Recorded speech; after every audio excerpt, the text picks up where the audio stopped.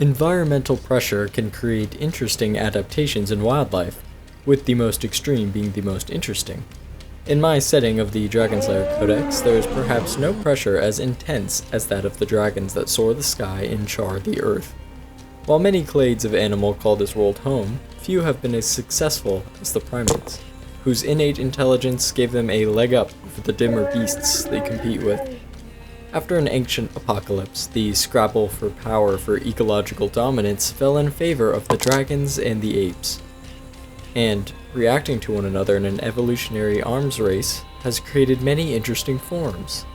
So extensive will the expedition of giants be that it will require its very own sub-series. So without further ado, welcome to Titanstride. This series will finalize as a companion book to the Dragonslayer Codex, so I might as well introduce it now.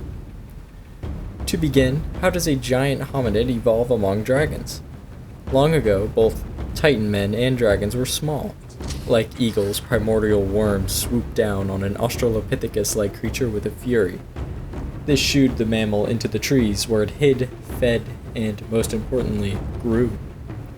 To sustain respectable size means the giants could not hide away like most animals can, within caves or bushes.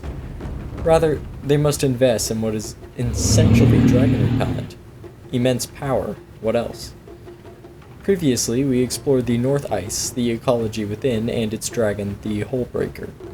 Today, we follow up with a look to the beast that can keep pace with it, the Glacier Giant. Easily among the burliest of giants, these creatures are omnivorous, eagerly plucking the cones of the god tree as they do the animals who hide within it.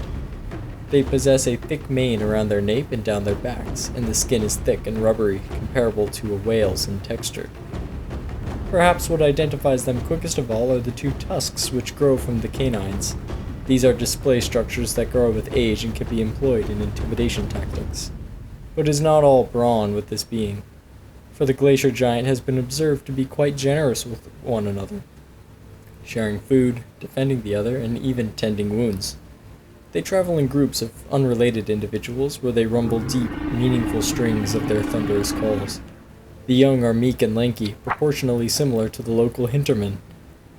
They can walk shortly after birth and follow the giant's herd, looking like shepherds. The human-like appearance of their young strikes an emotional chord with the Glacier Giant when it comes to human interaction. They see us as children in the frost, forever young, clad in unusual drapings and living underground, but children nonetheless. So they feel the need to protect. Many travelers lost and broken have been saved by the booming of footfalls and a roar of parental instinct as the Glacier Giant rips apart whatever beast might seek to harm them. Most famously was the Pale Giant, later named Rum. He was known to locals by his pure white pelage, a result of albinism.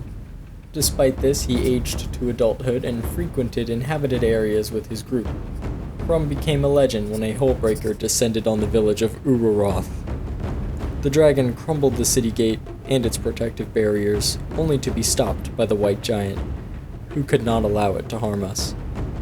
Rum slew the beast, which stood its very same size. Ever since, it has been custom to leave barrels of ale out for the giants, who understand this transaction and encourage more of their kin to protect villages for various rewards, and for their own moral satisfaction. The world of the Dragonslayer Codex is harsh and cruel, but there is yet beauty to be found. The Hintermen and Glacier Giants have built a mutualistic relationship based on trust and, importantly, kindness, for in their icy homeland, it's all they got. This was a quick follow-up video to my previous one about the ice dragon, the Hullbreaker. I hope you enjoyed it. I have more creatures to share with you very soon, so subscribe if you'd like to come along on our next expedition. And of course, thank you to my lovely patrons, who are the reason I can make these videos. Thank you especially to the patrons lifted above. Until next time.